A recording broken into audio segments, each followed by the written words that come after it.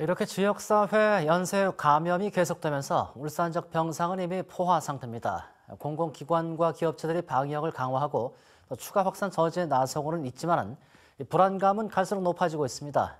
유희정 기자입니다. 중학교에서 시작된 집단 감염은 학교 바깥에서도 추가 감염 우려를 낳고 있습니다.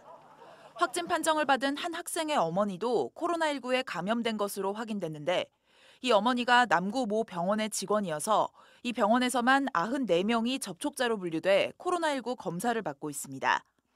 다른 학생의 아버지는 지역 대기업에 근무하고 있어 이 기업체는 부서 동료와 접촉자 등 20명을 자택 격리시키고 검사 결과를 기다리고 있습니다.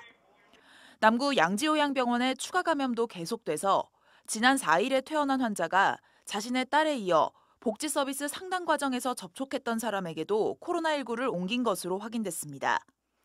현대중공업에서도 선박 시운전을 하던 직원이 확진 판정을 받으면서 같은 배에 탔던 114명이 2주간 격리에 들어갔습니다. 이제 울산에서 발생하는 환자들은 일부 중증 환자를 제외하면 울산에서 치료를 받기도 어렵습니다. 울산대학교 병원에 단계적으로 추가 병상을 마련하려던 계획은 사실상 실현이 불가능해졌기 때문입니다.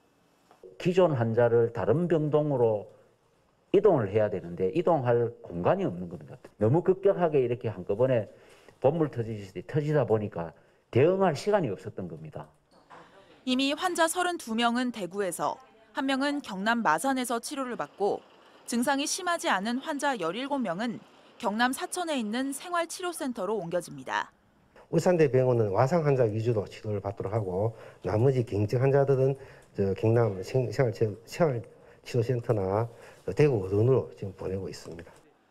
더 이상의 지역사회 감염을 막는 게 급선무인 상황. 요양병원과 학교 집단 감염으로 울산 지역 확진 환자의 절반 이상이 집중된 남구에서는 구청이 전 직원을 동원해 방역 점검을 벌이고 있습니다. 기업체도 출장과 외근을 중단하고 모든 회의를 비대면으로 전환하는 등 회사 내 감염을 막기 위해 안간힘을 쓰고 있습니다. MBC 뉴스 유희정입니다.